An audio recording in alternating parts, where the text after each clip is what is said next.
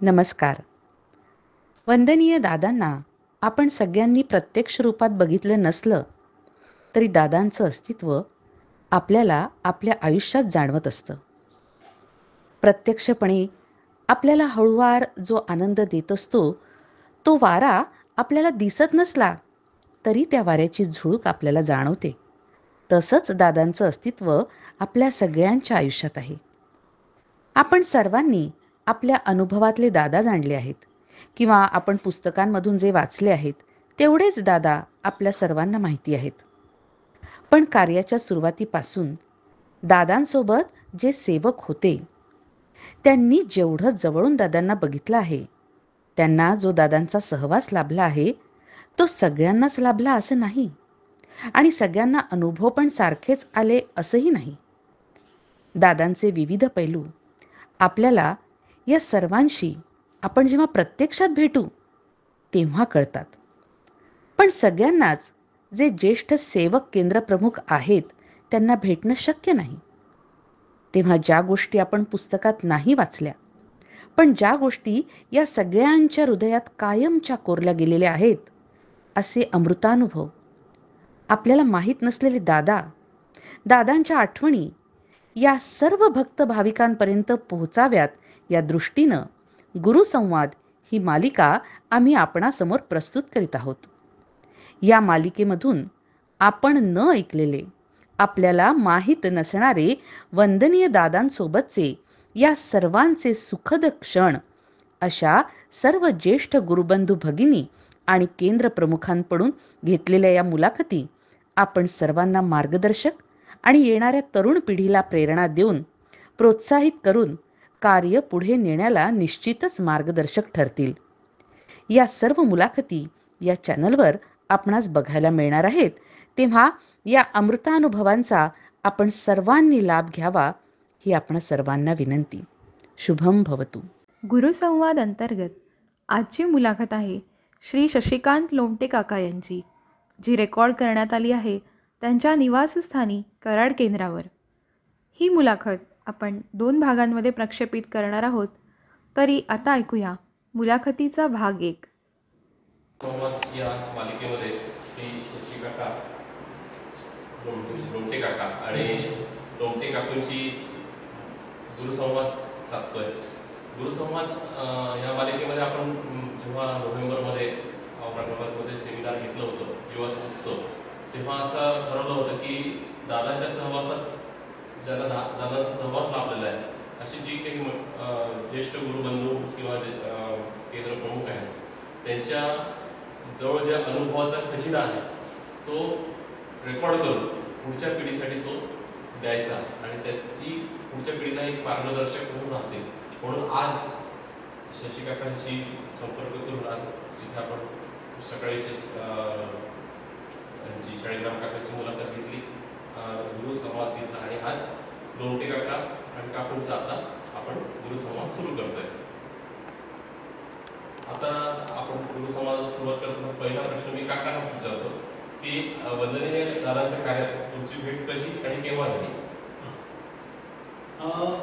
प्रश्न त्याचा असा आहे की मी 1967 साली फेब्रुवारीमध्ये ते कराडमध्ये बँकेमध्ये क्लार्क या पदावर काम करत होते 67 साली. आणि 67 साली दादा लंडनला होते इंग्लंड.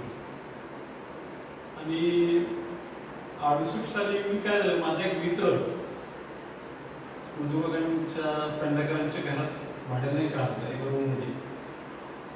मला रविवार सुट्टी असल्यामुळे मी त्याच्याकडे यायची. म्हणजे उद्योगांची माझी ओळख नव्हती, दादांची पण काय ओळख नव्हती, मला ओळखत होती. पण मी यायचो इथं आपल्या पेंढाकर भाड्यामध्ये. कारण तो काय म्हटला की अरे तू ग्रॅज्युएट कर म्हणला, मी तुझं सहाय्य करतो. एकट्या झाले मी फॉर्म भरला आणि मग त्याच्याकडे यायचं, मग त्याची वही घ्यायची, मग आठवडं वाचायची, परत त्याला याची दुसरी वही घ्यायची. आता काय करत होतो मी. एकदा मी असं आलो होतो, पाऊस पडत होता, म्हणजे 2 महिन्यात 68 साली पाऊस पडत होता. तिथं आता वर्षाच्या पुढे माती होती आणि मंदिर हे जुनं होतं, दत्त मंदिर. मग दादा असे विद्यार्थी होते त्या पाय टाकून एक एक एक एक असं करत ते दादांच्या मुलांच्या घरी निघाले होते, म्हणजे चहा घेऊन साधना झाल्यानंतर चहा घेऊन मग पुन्हा आरतीला सुरुवात करायची. तर मी तिकडून आलो, मला त्यांनी पाहिलं आणि मी त्यांना पाहिलं, एवढं म्हणजे एक झाली. कोण ते कोण आहेत किंवा काय आहे, मुली कोण आहेत त्यांना माहिती नाही किंवा माहिती असेल त्याच्यात त्यांना काय, मला तरी काय मी त्यांना ओळखत नव्हतो. आणि मी त्याला भेटून तोपर्यंत आरती सुरू झाली. मग मी पण त्याला मी आरतीला ऐकतो, मी त्याला सांगितलं. मी मंदिरात जाऊन आरती ऐकत बसतो, मला खूप आवडलं, म्हणजे मला भावले त्या आरत्या. त्या आरत्या ऐकताना तल्लीन झालो. मग आता पुन्हा विचारलं नव्हती तर कुठे कोण असतात, कशी टाकली ती माहिती घेतली. ते म्हणजे गुरुवारावरती ते कामकाज असतं. दादा आले की होळीला 2-3 दिवस कामकाज करायचे. माझे काही शारीरिक मला अडचणी होती, मी दादांचं पुढं कामकाज केलं, त्यांनी मार्गदर्शन केलं. आणि माझं काय होतं, आमच्या घराण्यामध्ये एक उपासना होती, गोंधळकर महाराजांचा जप होता, श्रीराक्षरी ज्या मग रोज काहीतरी सकाळी 5 माळा करायच्या, संध्याकाळी 5 माळा करायच्या, असे माझं सकाळी उठलं की आपलं करायला बसायचं, लक्ष्मी करमध्ये सरस्वती करमध्ये कोणी भगवती प्रदर्शन, मी उठल्या उठल्या हातून बसायचं आणि हे करायचं. आणि पुन्हा 8-10 दिवसांना नमस्कार करायचं, बाकी दिवशी लक्ष्मी महिमा असं 10 दिवसांना नमस्कार करायचा. मग उठून सगळं आवडायचं. तर दादांचे तेव्हा ओळखल्यानंतर दादा यायला लागले बघून. तर मगाशी मी उल्लेख केला ते यशवंत काळे. तर मला मी इकडे दत्त मंदिरात जायचो, कामकाजाला थांबायचो किंवा आणि काय मला आरती आवडायची. तेव्हा काही साधना नव्हती, सुरू झाली नव्हती. तर मी म्हणलं की दादा मला काहीतरी उपासना द्या.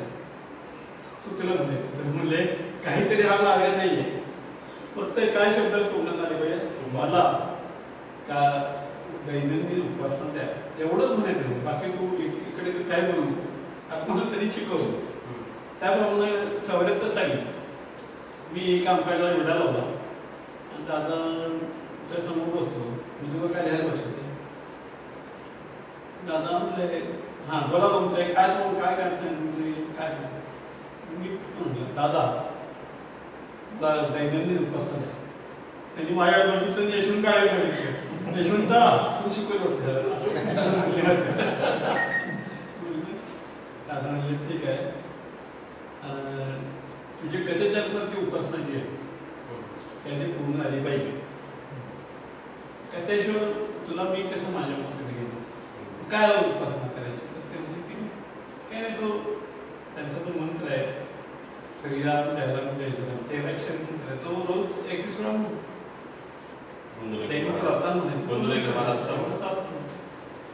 ठीक आहे.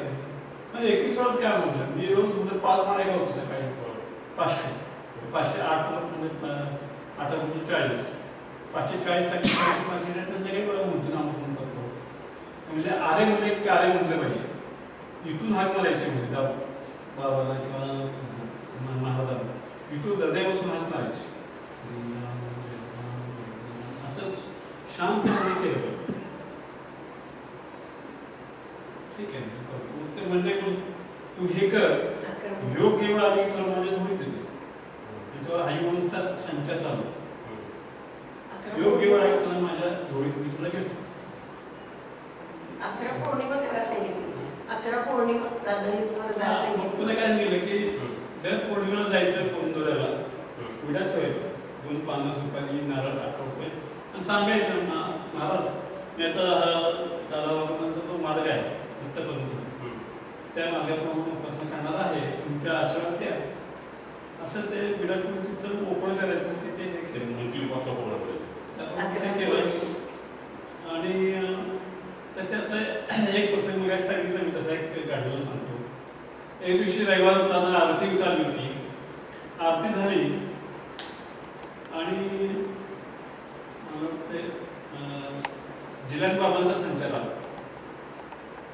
दादांच्या जे समोर तिथं त्या कामामध्ये त्यांना उठवलं कमी कमी म्हणायची कमी खूप काय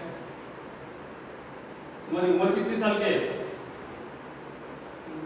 तुला आदर 50 साल 50 साल ये तो दूध पीने की उम्र है हम 700 बरस पुराने 700 बरस पुराने आप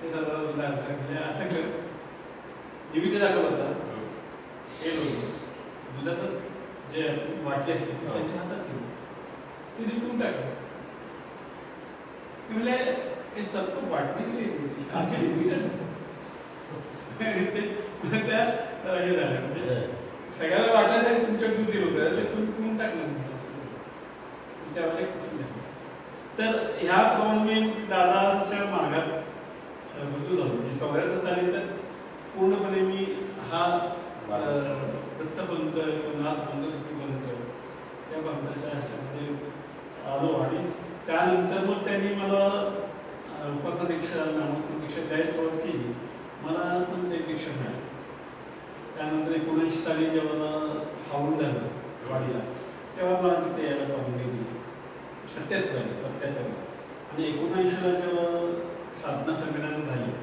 शेवट्याला मी त्यांना म्हणलं मला दादा यायच्या इच्छा ठीक आहे म्हणजे काय ठीक नाही म्हणजे असं दादांची माझी कार्यक्रम काकू तुमचं काय काकूंचा काय अनुभव आहे दादांच्या कार्यात कशी तुमची बोलते कसं तुम्हाला दादांचा कार्य मार्ग भेटला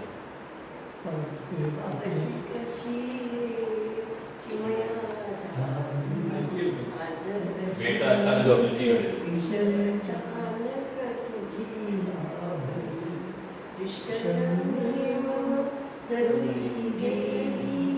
शांत सागरी आज नाहते नमन तुला करीते गुरुवरा नमन तुला करीते. अभयच्या वेळेला मला 9वा महिना आणि खूप त्रास होता म्हणजे डॉक्टर सिजरिन करावं लागेल ब्लड वगैरे द्यावं लागेल त्या खाली 76 साली तशी सगळंच अवघड होतं आत्ता इतकं हे नव्हतं तेव्हा तर यशवंत काय घरी आले ते म्हणले काय होतं की एवढा चेहरा पडला काय त्रास होतो म्हणलं मला खूप त्रास होतो काही सुचत नाही आणि डॉक्टरकडे आलो तर डॉक्टरनी सगळं असं सांगितलं की काय करायचं म्हणजे काही नाही करायचं तुम्ही चला बाहेर मी ते तसंच घ्यायला हाक मारली आणि तसंच मला पोटात गेलं त्या दिवशी पौषा बसलो दादा इथं कामकाजाला बसलेली होती मंदिरात आणि मग मी गेले मला म्हणले मग ते काय जरा सांगितले असं आहे बहिणीला खूप वाटत तर मी घेऊन आले तर दादांना एक आसन टाका सांगितलं त्याच्यावर मला बसा सांगितलं आणि सगळ्यांना दिली म्हणले की कुठं कुठं फिरताय कुठं ते काय झाले बाळ पूर्ण आडवा झाले मग ते त्यांनी संवेदना दिल्या त्या म्हणजे काय त्या संवेदना म्हणजे त्याला सगळी शक्ती अशी आहे की पूर्ण अवय उभ्या आडवा होता ते पूर्ण उभं झाली आणि मी पूर्ण कामागून झाली त्यात काय होत नव्हतं पण हां मग संवेदना ते म्हणाले की त्याला मागे घेऊन बसवा थोड्या वेळ मी थोड्या वेळ मागे बसते आणि यांना मी तुझं पेढी घेऊन ये काय आम्ही आमच्या याच्यात होती तुझं पेढी घेऊन या असं काही लक्षात नाही आलं आणि मग काही न त्रास होता त्याच्यानंतर मी बाजारात गेले भाजीपाला वगैरे सगळं आणला सगळा स्वयंपाक केला सकाळचा केला संध्याकाळचा केला आमची जेवढं वगैरे झाली आणि 2:30 वाजता वगैरे मला वाटलं की म्हणजे थोडंसं पोटात दुखत म्हणून मी म्हटलं की कारण मला आधी शेअरच वेळेचं झालं दिसलं बाळांचं त्यामुळे मग मी म्हणलं आता मला त्रास होता आपण जाऊया म्हणलं हे त्या ह्याच्यावर बसा कसं सायकल बसा म्हणलं मला बाबा बसता चालत गेलो आणि दुसरं तिथं पोचलो आणि तिथे जाऊन प्रश्न आपले विजय देशपांडे नर्स होती ती म्हणाली की सकाळपर्यंत पण मी म्हणलं मी सकाळपर्यंत होणार नाही मी 15 ते 20 मिनिटात होईल आणि नाहीतर मग मी तो इथे एक तांब्या होता मी म्हटलं मी तो मारणार त्या डॉक्टरचे झोपेत त्यांच्या खिडकीवर मारणार त्याला लागू दिलं तर काय ती आवडी ती थांबली आणि मी बरोबर 2:45 वाजली काही न त्रास होता 8:30 पाऊंडा साबण होता. त्यावेळेस त्याचा माझ्याकडे दादाची पहिली आमुष लागली होती. म्हटलं आमुष एखादा प्रयत्न करतो पौष आमुष होती. दादाचा वाढदिवस त्या दिवशी एक दिवस नंतर काय दादांचा पण जन्म पौष आमुषाचाच आहे. अशी दादाची माझी पौष पहिली. आमुषाचा त्यापासून जे दादांनी दादाला जमलं ते सोडलं नाही. सोडलं ते सोडणार पण सोडलं नाही. नाही आणि सोडणार पण नाही. खरं आहे. अशी दादांची माझी पहिली वेळ. काका दादांच्या सहवासात तुम्ही खूप जास्त काळ राहिलाय. तर मागे आम्ही एकदा आलो होतो तर तुम्ही दादांच्या आठवणी सांगताना एक सांगितलं होतं की ते समईतनं ज्योती त्यांच्या डोळ्यात गेल्या होत्या दत्त मंदिरात. दत्त मंदिरात.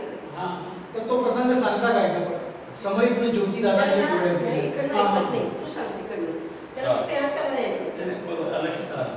तर दत्त मंदिरामध्ये दादा आरती करायला बसले होते. ड्रायव्हर होता आणि एकदम ते धुंद झाले. म्हणजे आरती म्हणतानाच ना त्यांच्या अंगावर ते म्हणजे घामाचा धार लागला होत्या. दीपक त्या पुसायचं नॅपकिन हे होतं.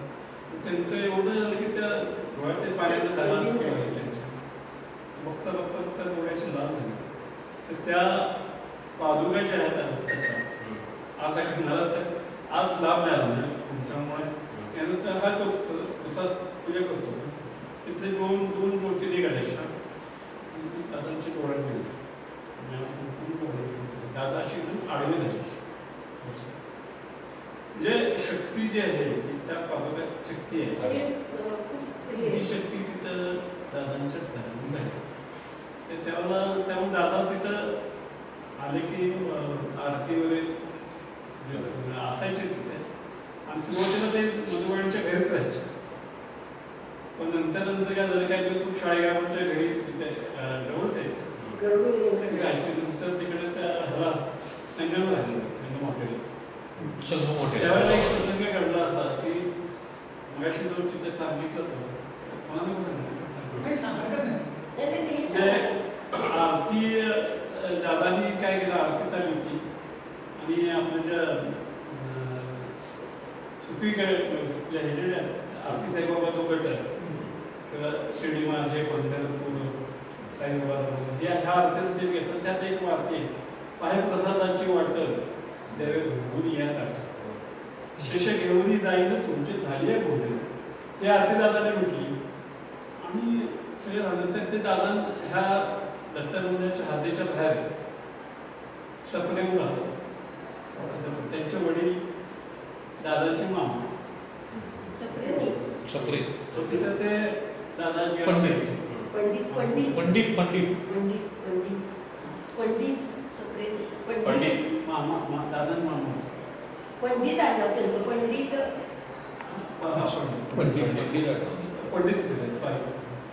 पंडित म्हणून होते ते दादाचे मामा. मग तिथे गेल्यानंतर आंघोळ केली दादानी. तर त्या त्यांच्या मामी काय करते धुवून वाळत टाकायला गेले. ते मी स्वतः धुतो कारण कर्म आले असते मी स्वतः धुवून वाळत टाकत होतं. जेवढे तिथे आणि बाहेर पडले का गाडी होती आणि असे खाली कोर्टाच्या खाली गेलं ना की पुन्हा एक वरती आपलं कार्यालय तिकडे तिथे पुढे गेल्यानंतर तिथे शाळेग्रामांचं घर आहे. शाळेग्रामांचे तर त्या दादा तिथून पोट असं रिकामं झालं. ते भूक लागली जेवण करून गेले. पण त्या खाल्लं शाळेग्रामच्या भावाला वगैरे काय म्हणते एक भाकरी करत आणि काय असं भाजी कुठलं गेलं तर येतो जेवण. परत जाऊन तिथे जेवले. मग संगमला गेलो. दुपार 4 वाजता ते आल्यानंतर त्यांनी म्हणजे कोणी कोणी ते पाणी पिलं माझ्या ताटातलं तर उठून वारवा सगळे उभे झाले तिथे. तर ते म्हणजे तुम्ही काय केलं तर म्हणजे आम्ही अनुभव घेण्यासाठी हे केलं. कारण काय आपण आरती म्हणतो बाहेर प्रसादाची वाटत द्यावे तुम्ही झाले तुमचं ताट दीपक जण त्यांचं ताट धुतलं या की आणि ताट धुतल्यानंतर ते पाणी एका उंड्यात काढले. म्हणजे अनुभूती घे कशी असते त्यामुळं ते म्हणजे संगम जाताना ह्यांच्या भावाकडे जेवले मग गेले. पण ते म्हणजे चांगली गोष्ट आहे. तुम्ही अनुभव घेतला म्हणजे एक अनुभूती आहे.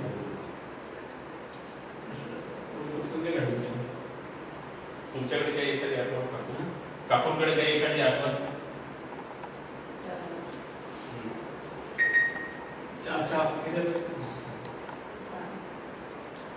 काकांना बरं नव्हतं, लोंढे बरं नव्हतं त्यावेळेस.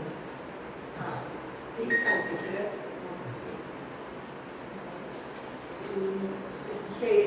मुलं लहान होती आणि त्यांना ते सोळ्याशेचा त्रास होत होता.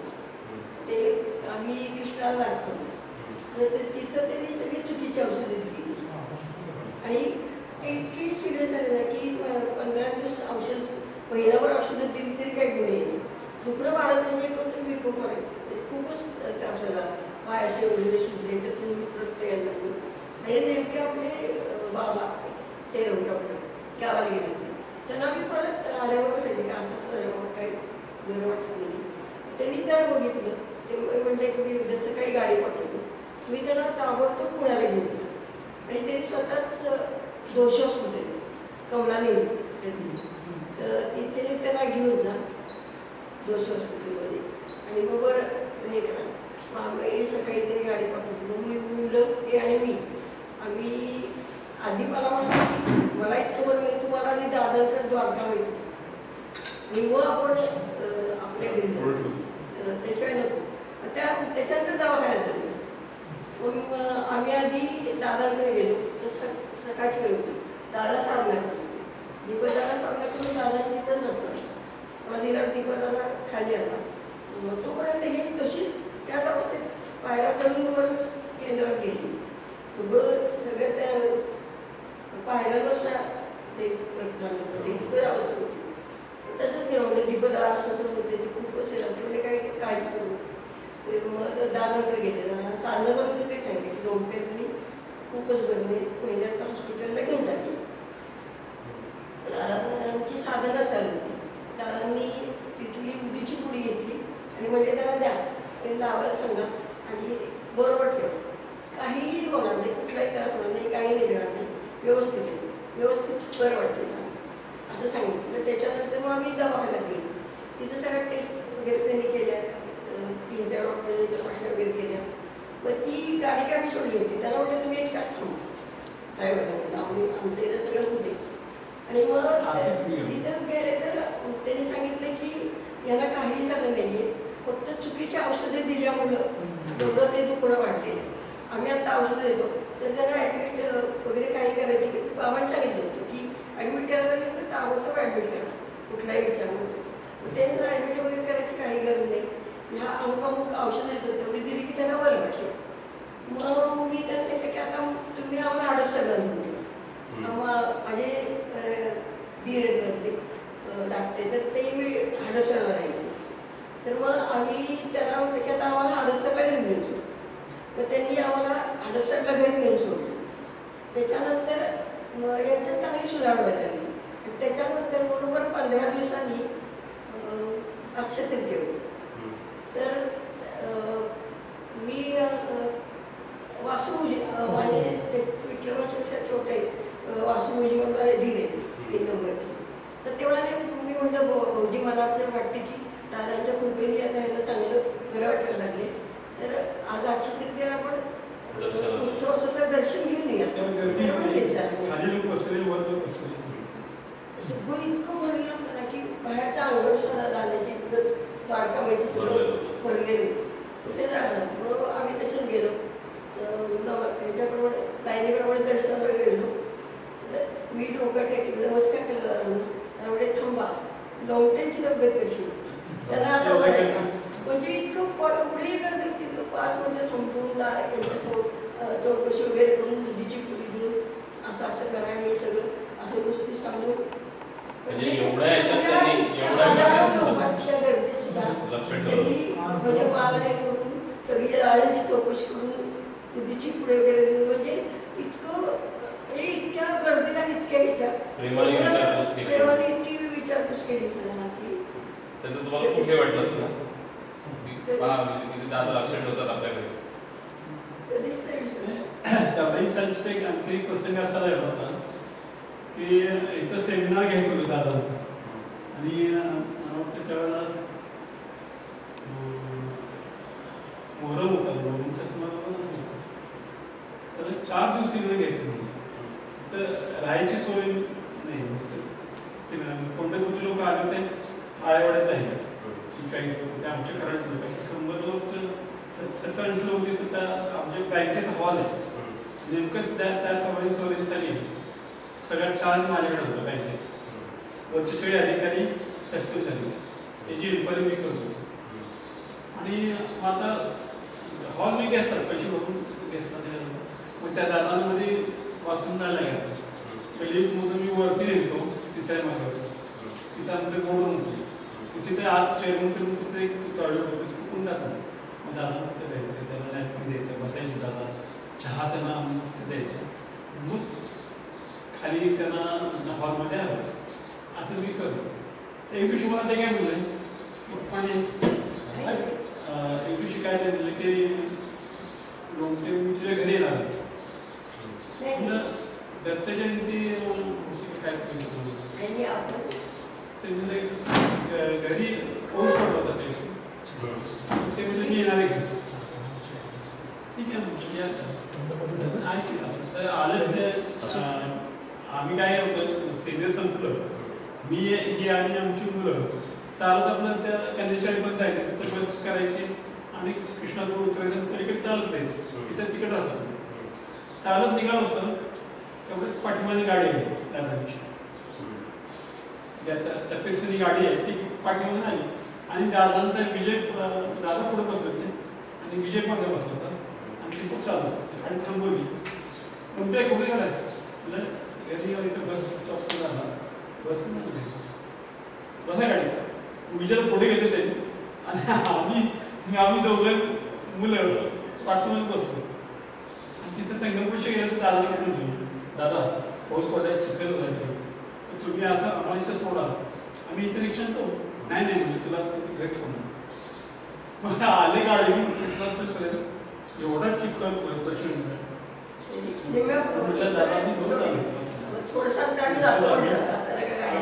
चालत घरी गेलो आणि आता उद्या तुझ्या घरी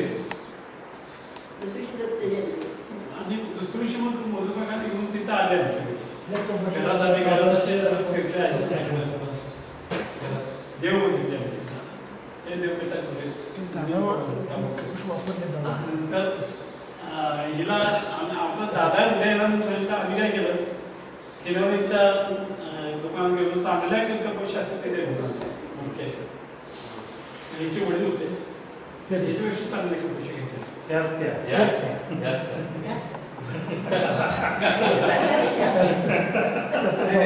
पैसे घेतल्यात आणि चहा घेतला म्हणजे चहा दादा आले बसले तिथे. तर त्यांना आम्ही काय केलं, खाली गाडी वगैरे टाकलं. ते म्हणले दीपक म्हणल्यानंतर खुर्ची द्यायची खाली खुर्ची बसले आणि नमस्कार केला आम्ही सगळ्यांनी. ते पाटील बाई होत्या त्या आले. नंतर ते बसतो तिथे. तर त्यावेळेला ते एवढे मला आनंद झाला की म्हणजे काय बोलताच येत नाही. कारण प्रत्यक्ष दादा आपल्या घरी आले तर तिथं करतात. तर त्यानंतर दुसऱ्या संध्याकाळी आम्ही आलो, मोहरम होता. ते पंढरपूरचे शिक्षक कोण ते ह्याच्या लक्ष्मी गुरुजर सर आणि ते त्याला माहित होतं आज हे आहे दिवस काय मोहरम आहे, तरी मला वाटतं आलं. तर दादाने काय केलं, तिकडे बँकेकडनं इंजिनियर घेतात यशवंत काळ्यांच्या घराकडून गाडी नेली. गाडी आमच्या ते खाली यशवंत वर थाक नाही तुम्ही बोललो आले का नाही ती ते एखाद्या चिकट पडून कसे खाली पडले पायावर उठायला केलं एकदम आले. दादा आपल्या घरात दादा म्हणजे काय असे पडले ते, त्यामुळे त्याचं दादाने पाठून हात फिरवलं. काय आज म्हणजे हे मोहरम आहे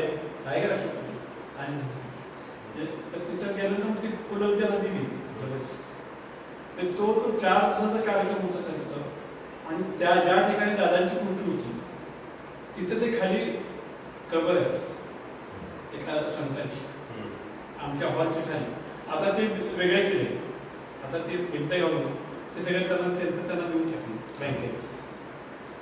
तर दादा आमच्या घरी आले, हा आम्हाला म्हणजे एवढा मोठा आनंद झाला की जगात दुसरं आनंद त्याच्यापेक्षा मोठा आनंद असं ते. आणि त्यावेळेला काय कसं म्हणते का की नंतर 84 साली काय झालं, 83 आम्ही राहायला गेलो तिकडे. आता मुलांची 7 वर्ष पूर्ण झाली, मुंजे करायच्या.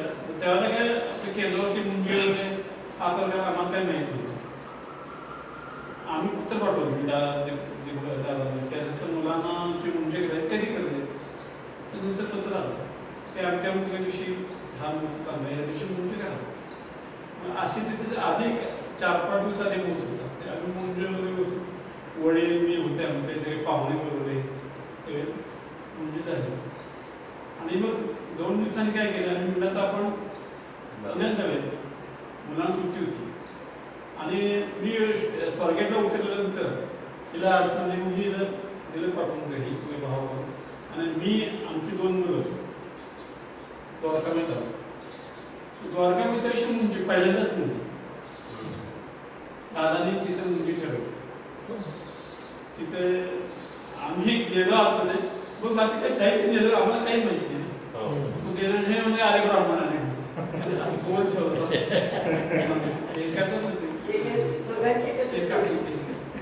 आणि तिथे मुंजी झालं सगळे. आम्हाला थांबला मग त्यांनी काय केलं, 2 आसन मागून आणि 2 पंच आणले. त्या मुलांमध्ये कपडे काढायचे, पंच नेसतात अनेक अंगावर गेले त्यांच्यात आणि विचारलं त्यांच्या तिला आसनं दिली. स्वतः तर त्यांच्या समोर बसले असतात. ती उपनयन दीक्षा दोघांनी शैलेंद्रांनी आमचा आभायला दोघांना दादांनी समक्ष दिली बसून. त्याच्यासाठी भाग्य आलं की काय पाहिजे मुलं त्यामुळे कशी टॉपला गेली. म्हणजे त्यांच्याबद्दल आम्ही तक्रार करणं शक्यच नाही. ते आता इतके प्रेमान सगळ्यांशी वागतात. दादांची जी शिकवण आहे ती 100% त्यांच्यात घेतलेली आहे आणि त्यांचा पण आदर्श दिपत आहे. तर पुन्हा काय झालं, 1993 साली ज्या वेळेला इथं मंदिराचं उद्घाटन व्हायचं होतं तेव्हा दत्त जयंती होती. त्याच वेळी आम्ही सेमिनार ठेवलं होतं कृष्णबाई मंदिर कार्यालयात. 200-250 लोक होते. तर मी काय केलं, मधुकर म्हणलं माझ्याकडे काय वर्गणी दिली होती त्या मी खुदे होतो शाळेत. आम्ही दोघं म्हणलं आम्ही सगळ्या व्यवस्थित हे करू मॅनेज करतो. मला आधुनिकमध्ये अजून बाजार सुरू होता. मग मी काय केलं, आपलं दिवेकर म्हणून आचार्य होता त्याकडे आधी घेतली आणि सगळं टॉपचं मटेरियल, गहू चांगला, तांदूळ चांगला भेटली, काय 60 रुपये किलो असेल चालते चांगलं द्यायला. ते आणलं सगळं. आम्ही सगळ्या 4 दिवस सेमिनार उत्तम पार पडला. तो दादा नव्हते सेमिनार झालं. आणि त्यावेळी मग कसं की शिल्लक राहिले पैसे 40,000 काय काढतात म्हणजे सगळे वर्गणी घेत होते की नाही, त्यातले पैसे राहिले. मी ते सगळे पैसे नंतर दीपक आणि विजय लोक होते ते मला राहिले पैसे. अरे एवढे मुलं राहिले ते आम्हाला काय तुमच्या ताब्यात होतं याच्यावर सुधीत पण होतं. आम्ही तिथं कोणावर पुन्हा यायचं सकाळी पाठी दूध आणायचं लोकांना, म्हणजे चहा टाका हे लोक द्यायचे. आम्ही दोघांनी ते मॅनेज केलं. आणि ज्यावेळेला नंतर त्याच्यानंतर मी काही दिवसांनी आम्ही दोघं पुण्यात द्वारकामध्ये दादांच्या पादुकांची पूजा करायला गेलो. आम्हाला तारीख मिळाली, गेलो आम्ही. ती गेल्यानंतर तिथं पूजा वगैरे झाली, सगळ्या गोष्टी झाल्यानंतर पहिलीने आत हात मारली. म्हणजे त्यांचे जे बाहेरच्या बाजूला ते हे होतं त्यांच्या खालचा जो हॉल होता गायन होती तिथं दादांचं स्थापना केली होती पादुकांची. आणि आतल्या बाजूला ते त्यांचा स्वयंपाक होतं. तिथं त्यांनी बोलवलं आम्हाला 2 मुलं आम्ही दोघं बसतो. पहिली म्हटल्या मला दीपक आणि विजयने सांगितलं तुम्ही दोघांनी खूप चांगलं केलं त्याबद्दल असा इतका आशीर्वाद केला आम्ही केलं. चहा दिला हात वहिनी पाठ सोडली. म्हणजे आम्ही पहिल्यांदा म्हटलं दादांच्या तिथे स्वयंपाकघरात बसून चहा इतका आनंद झाला तर मी पाठ असे प्रसंगाचे आणि वहिनी आशीर्वादाचे मन मोकळे करून दिला. काही काळजी करू नका, तुम्ही दादाचं कार्य करताय, दादा तुम्हाला शक्ती देतील, सामर्थ्य देतील, सगळं तुमच्याकडून करून घेतील, काय काळजी करू नका. असं तरी तो एक प्रसंग आमच्या जीवनातला अप्रतिम, म्हणजे त्याच्यात दुसरं नाहीच आहे. तसंच दादांनी त्यांच्या साहित्यामधला महत्वाचा पार्ट, दादांनी जे साहित्य लिहिलं ना, साहित्य लिहिलं, दादांनी जे साहित्य लिहिलं त्यातला महत्वाचा पार्ट त्यांनी कराडला लिहिलाय.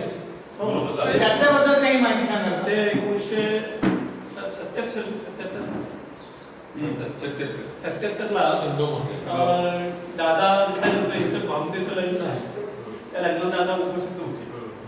ते गेलं ते तिरुपतीला.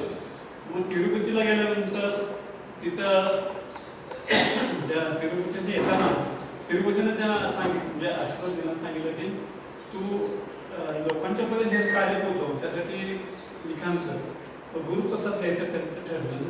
कराडला सांगितलं कराडला तुम्ही थांबा. कराड कसं गोवा, जळगाव तर कराड, तिकडं पुणे आणि मुंबई असे 5 केंद्र. कराडला म्हणजे तत्व जे आहे ते गोव्याला, आपतत्व बेळगावला, बेळगाव पाऊस खूप आहे, तेच तत्व कराड, वायू तत्व पुणे आणि आकाश तत्व आहे मुंबई. तर त्या कराडमध्ये तुम्ही त्यांनी सांगितलं इथं गोरक्षण स्थान आहे, औदुंबर जवळ आहे, त्याप्रमाणे कराडला इथे 21 दिवस राहिलं दादा. 21 दिवसामध्ये ते ग्रंथ लिहायचं काम चालू होतं. ते दीपदादा काय करायचे, सगळं आपण बसायचे, दादा स्कूलची होती, दीपदादा खाली बसायचे आणि ते शॉर्ट टाईम सारखं लिहायचे. काय वाच्यामध्ये एक झालं पाहिजे, म्हणजे का आपण असं करायचं आणि ते असं लिहायचे. ते नंतर ह्यांचे बंधू होते आप्पा शाळेगाव, ते यशवंत काळे हे बसायचे, ते सगळं पूर्ण लिहून काढायचं. त्यांच्या रात्री लिहून काढायचं, ते त्यांना ते पान द्यायचं. दुसरं पान दुसरं शिवून त्यांना द्यायचे. का तो शॉर्टमध्ये द्यायचं. असं 21 दिवसात तो हा ग्रंथ लिहून पूर्ण केला. 100 नामं काय 100 पण ते नंतर थोडंसं झालं, जास्त आप्पांच्या घरातच लिखाण झालं. ते झाल्यानंतर एक ऍक्च्युली खरं ते 21 दिवसात तसं नाही आहे, थोडा स्पॅन मोठा आहे. 27 ऑक्टोबर 25 ऑक्टोबर ते 27 नोव्हेंबर पर्यंत चालू होतं. संघमध्ये जे चालू होतं ते एवढा काळ ते लिखाण चालू होतं. यशवंतराव आणि ऋषिकेश जोशी पण होता. आप्पाच्या घरात आतल्या वर माझघरात हे लिखाण झालं बरंच, आणि काही लिखाण संगम हॉटेलमध्ये झालं. संगम हॉटेलमध्ये फक्त ते शॉर्टकट मध्ये लिहून घ्यायचे आणि बाकी इकडं व्हायचं. तर इथं झालं असं करायचं. तसंच प्रकारे एक प्रसंग नेहमी ऐकलाय, कराडला तो परकाया प्रवेश आणि दादा हॉस्पिटलमध्ये भरती होते, ते प्रसंग काय सांगाल का सगळ्यांना? हां, तो प्रसंग त्याचा घडला सांगतो.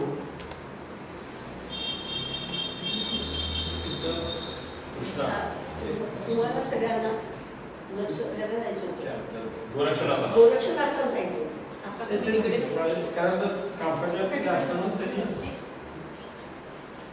मगाशी मी सांगितलं प्रसंग होतो कंबतेचा. ते हाजी बाबा तिथं आली होती त्यांची दादांच्या प्रवेश आणि त्यावर ते म्हटले की म्हणजे 700 वर्ष पुराणे हे म्हणजे त्यावर त्यांनी ते दूध दिलं त्यांना. ते झालं ते काय म्हणजे की तो तो तो हॉस्पिटलमध्ये भरती होते आणि हॉस्पिटलमध्ये भरती होते ना ते दादांनी सगळ्यांना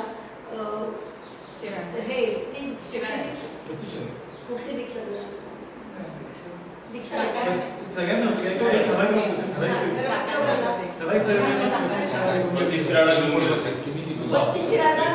बत्तीसराला बोलवले आणि आदल्या दिवशी दादा आजारी पडले.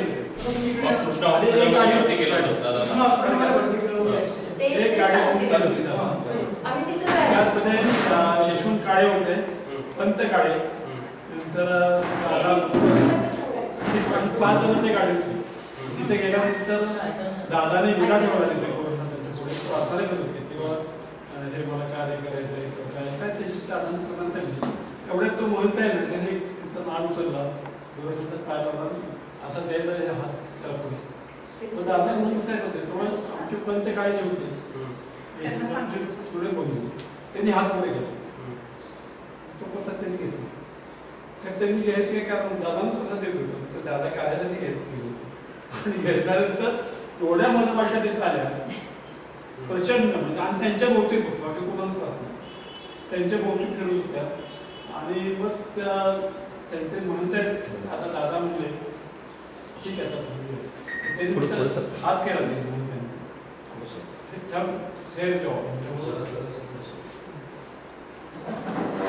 त्याबरोबर ते माशा थांबले बाहेर घेऊन, पण त्यांनी ते चुकीचं केलं त्यावेळी असं मला वाटतं.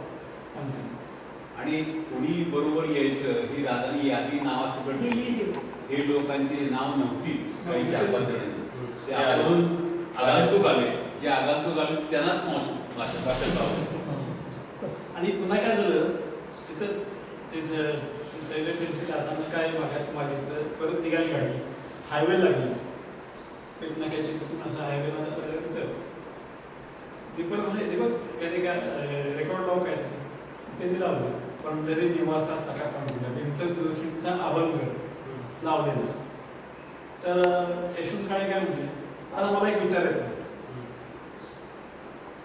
दीपक म्हणून त्याने म्हणजे बंद करते रेकॉर्ड बंद झालं, काय विचारायचं ते म्हणजे तिथे म्हणत होते, तर तुम्ही त्यांच्या पाय पडायला सांगितलं, माझ्या कुणी पाय पडायचं नाही असं तिथे दादाने सांगितलं.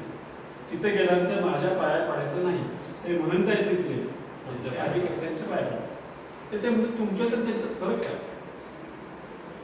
तुम्ही आम्हाला तिथं सांगितलं की नमस्कार त्याला करा, मला करायचं नाही, आम्हाला तुमच्याशिवाय कोणच दादा म्हणजे दादा, बाबासोबत होते बाजूला नाही, दादा म्हणजे तुमचं दैवत, बाकी काय आम्हाला कोणी माहित नाही.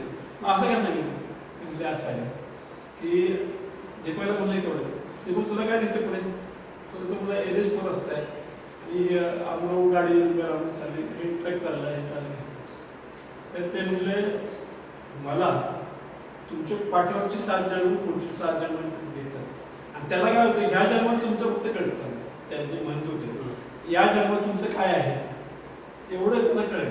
परंतु मी जे दादा आहे ते म्हणजे अवतार घेतलेले त्याचा मला तुमचे पाठीमागचे 7 जन्म कसे गेले, हा जन्म कसा आहे, तुमचे 7 जन्म कसे जायचे, हे सगळं मला आता दिसतंय तुमचं.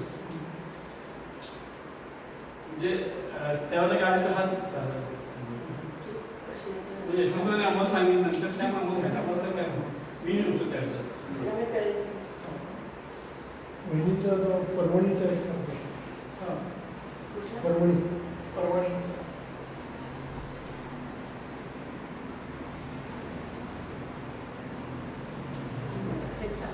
सेमिनारमध्ये प्रश्न करतो ते हे पूर्ण मी सांगते, तू सांग त्याला तिथं ऐकायचं इकडे. कृष्णा हॉस्पिटलमध्ये जेव्हा दादांना ऍडमिट केलं होतं तेव्हा गोरक्षण दादांना जेव्हा सगळ्यांमध्ये घेऊन गेले तर सगळ्यांना असं वाटतं की आतमध्ये दादा बसले आहेत आणि साधना करतायत, पण त्यावेळेस खरं दादा ऍडमिट होते, तो प्रसंग सांगा. हा तो काय झालं, दादा त्यावेळी गरुड वहिनी जे आहेत गरुड ते प्राध्यापक होते त्यांच्या घरी उतरले होते. तर रात्रीच्या वेळी काय झालं, त्यांना एकदम श्वास घ्यायला त्रास व्हायला, पंखा लावलं ते पंख्याचं वाजलं काय फास्ट केलं ते काय ते अविनाश गरगडे डॉक्टर तिथे त्यांना घेऊन आले तपासत आहे ते म्हणजे हा सौम्य अटॅक आहे, मग तुम्ही कृष्णाला ॲडमिट केलं पाहिजे. कृष्णाला ॲडमिट केलं आणि हे फक्त कोण माहिती होतं आल्मेडा आणि ह्याच्या कुणाला गांधी पोट हे कुणाला मिळते. ज्यावेळेला इथं आम्ही बसेट ठेवत होत्या आम्ही तिथे गेलो, गेल्यानंतर तिथं बाहेरच्या बाजूला असं पटांगण आहे, तिथं आम्ही सगळे बसतो, तिथे दादा आत बसत होते आणि तिथे पोपट होते बरेचसे वैरिंग काय पोपट. आणि जेव्हा दीक्षा दिली तेव्हा ते पोपट चिवचिव उडून गेले. पण तेव्हा दीक्षा देताना जेव्हा ते नामस्मरण सांगत होते दीपदादा, पण सगळ्यांनी काय म्हणतात आज दादाच म्हणतात. दादांचा आवाज येतो. दादा हॉस्पिटलमध्ये कोणालाही म्हटलं, पण दादा त्यावेळेला ते सांगितल्याप्रमाणे ते काय म्हणले की त्यांचा तिला प्रसंग आपला 8व्या सेमिनारमध्ये की लोकांना काय वाटतं की मी अमेरिकेत जाऊन येतो, कॅनडाला जातो. ते म्हणजे बाबांना मी म्हणलो की परलोक कसा असतो, जायची माझी इच्छा बघायची, परलोकात काय चालतं काय. मग ते म्हणजे ठीक आहे. मग तेव्हा दादा जेव्हा हॉस्पिटलमध्ये होते तेव्हा त्यांनी त्यांचा आत्मा बाहेर काढला आणि तो परलोकात नेला. आणि त्यावेळेला ते ह्याच्यात होतो आम्ही शाळेला, त्या सगळ्यांना तिथून ती दीक्षा दादा बघत होते सगळे. आणि तिथं ते गेल्यानंतर पुन्हा सगळे झालं 3-3.5 तास दादा बाहेर होते. त्यांचा ध्येय नंतर तो आत्मा आत घेतला. घेतल्यानंतर काय झालं की सगळ्या क्रिया करून सुरू झाली, पण अन्नाचे पचन झालं नव्हतं.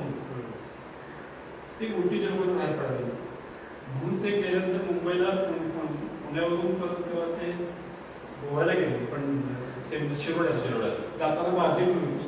आता उलटी झाली की लगेच ते बाजी तो दीपदादा घ्यायचे, दादा शेजारी बसायचे.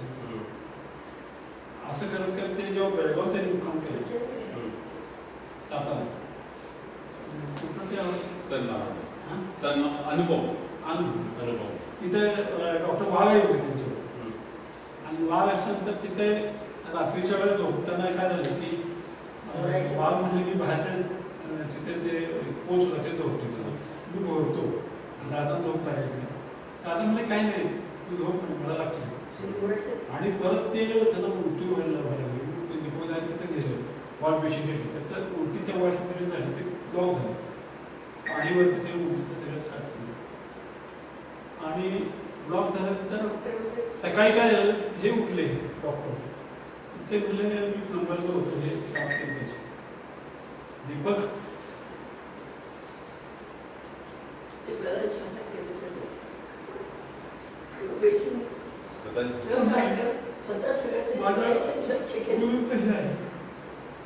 त्याला कंपस हात लावून देणार ते स्वतः उमेद ते काय केलं तर स्वतः स्वच्छ केलं नाही.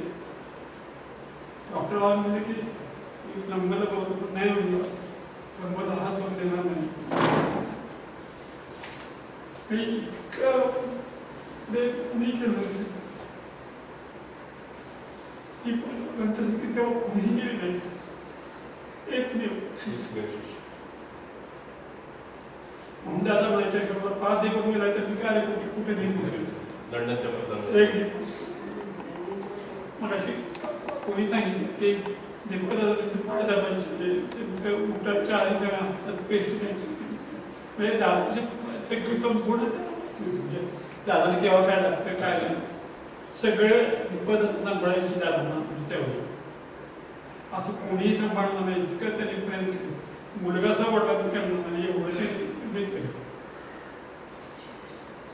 दादांची सेवा केली. आणि मग दादा गेल्यानंतर तिथे त्यांनी सांगितलं ते तो पुण्यामध्ये होते तेव्हा त्यांचे कुरेशी म्हणून जे जावई आहेत तर ते जावयांच्याकडे जावयांचे वडील दादा सांगायला लागले की माझ्या विनंती